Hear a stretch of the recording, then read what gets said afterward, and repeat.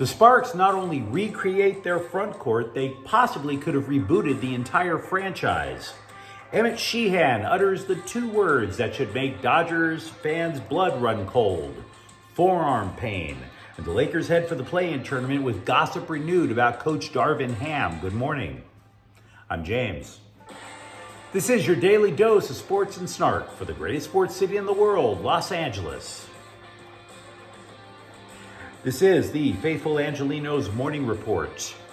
So it is April 16, 2024. I am back in the sanctum sanctorum of LA sports, which is a beautiful thing. And if you like being in the know about LA, clickety-clack the like button. Clickety-clack the subscribe button. There's a notification bell. Hit that. It'll let you know we drop new content. Sharing is caring. Let people know we exist. And by all means, comment. You know I look forward to hearing from you. It keeps the good times a-rolling. Now, before we go through the news and notes, a look at the scoreboard. Tyler Glasnow got smoked last night for his first time in Dodger blue. He allowed 6 runs in 5 innings, and Washington knocked off LA 6-4. Will Smith drove in 2 runs. Meanwhile, over at Crypto.com arena, Blake Lizotte scored, but the Kings lost to Minnesota 3-1. This was not a good time for the Kings to go step on a rake.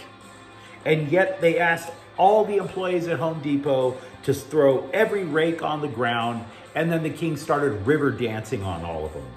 The Wild had been eliminated from playoff contention. Had the Kings won, Vegas would have to win out in order to pass the Kings for the better playoff spot. That's all gone now. Vegas is in control of its own playoff seeding destiny. Meanwhile, today, Washington's at the Dodgers again at 7. London Knack is scheduled to make his major league debut against Patrick Corbin, who is 0-2 with an 8.44 ERA. The Lakers are at New Orleans at 4:30 for the play-in tournament. The not quite the playoffs. If the Lakers win, they advance to face defending champion Denver in the first round. If they lose, they will face the winner of tonight's Sacramento Golden State matchup to see who qualifies for the playoffs. And what do you say we start talking about the news? Now, the Sparks. And we are nothing if not your source for all things WNBA, right? The Sparks, perhaps for the first time in their history, went into a WNBA draft humble. And diffidence is kind of a new look for them because they're a signature franchise of the league with 3 titles.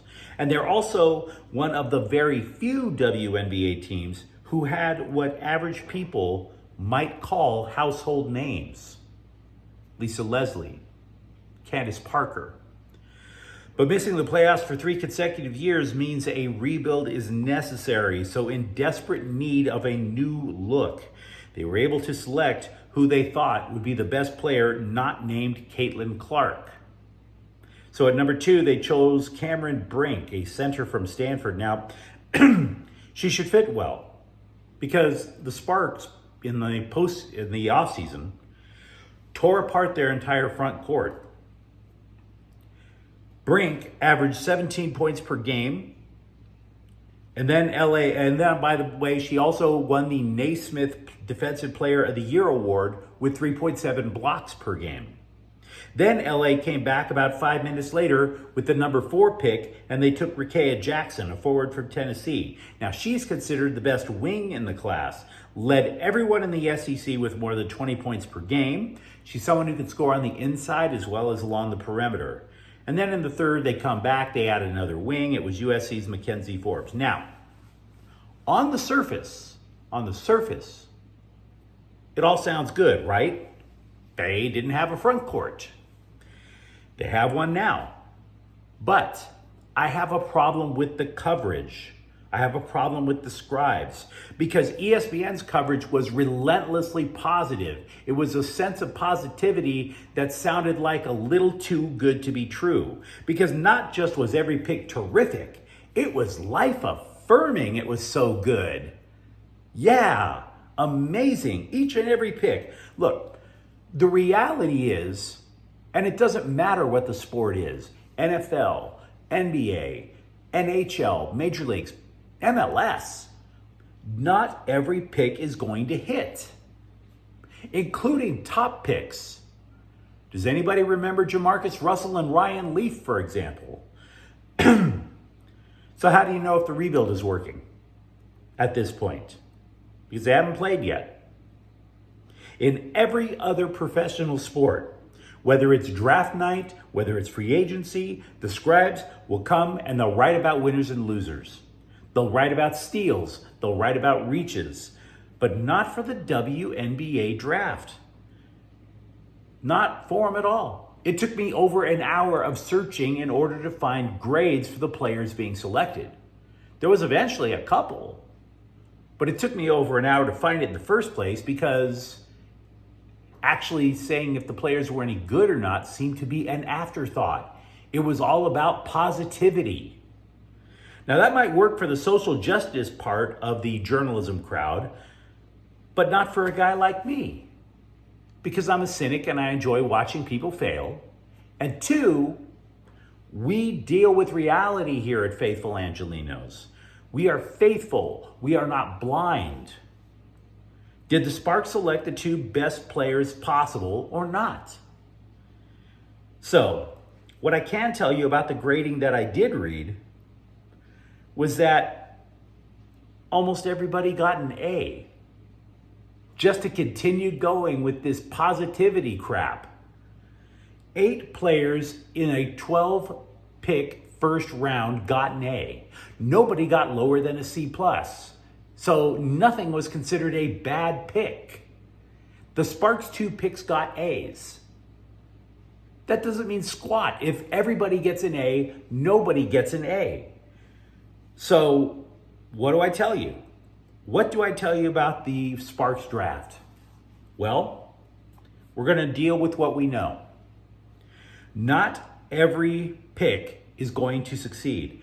And for that matter, if you have 2 picks in the first round, you're under no guarantee that they're both going to succeed.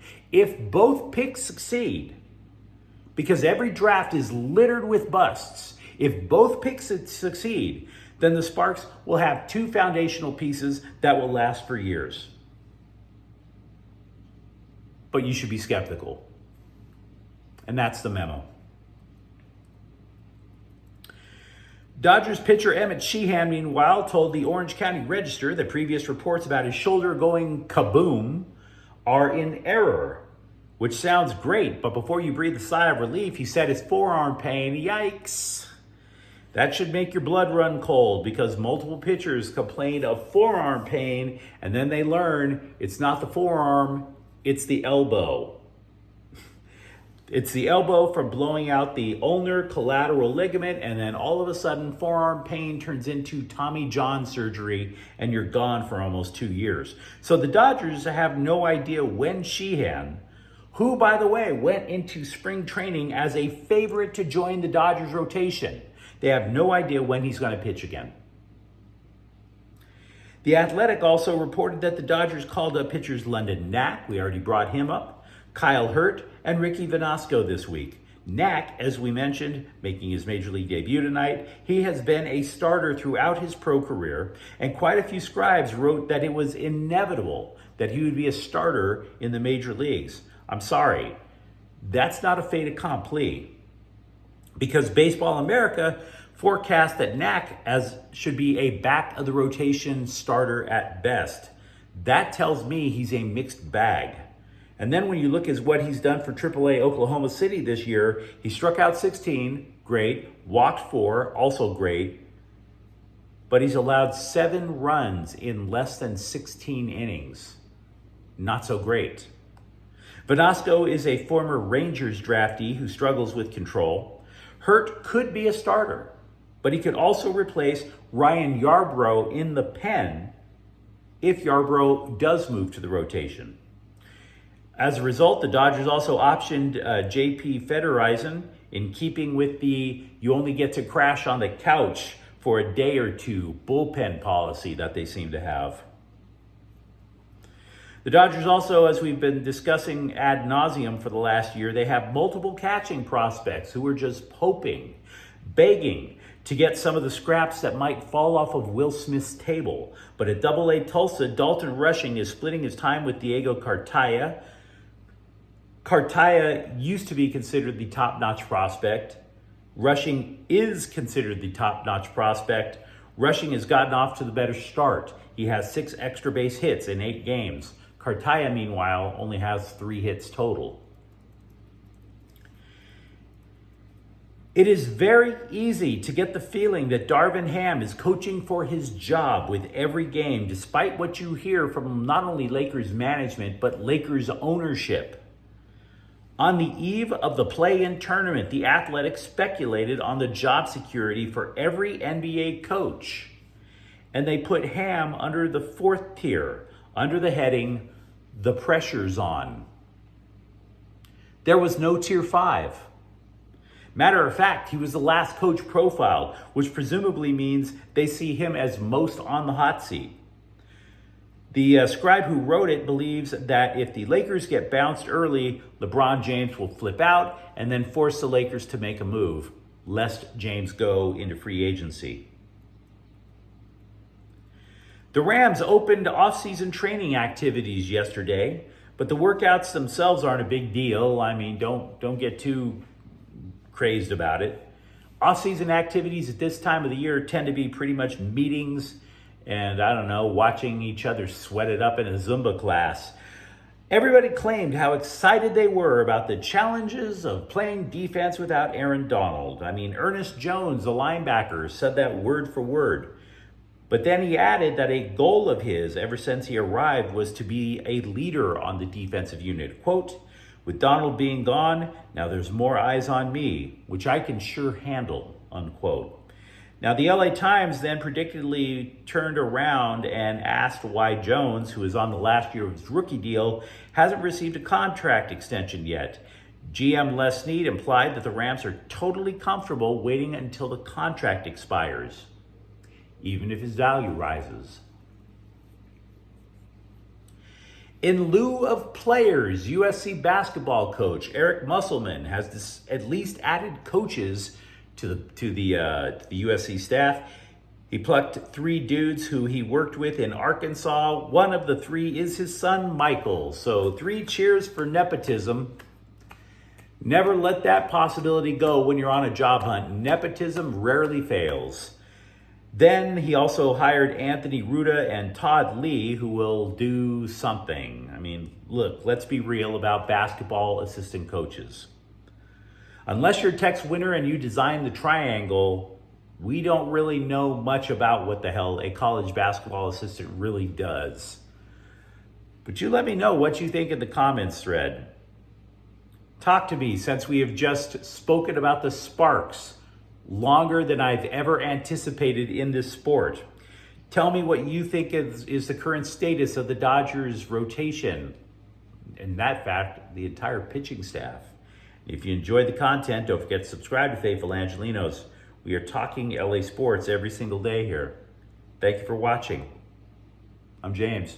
We'll be back tomorrow. Faithful Angelenos is a Kian Cortel Queso production. Take care.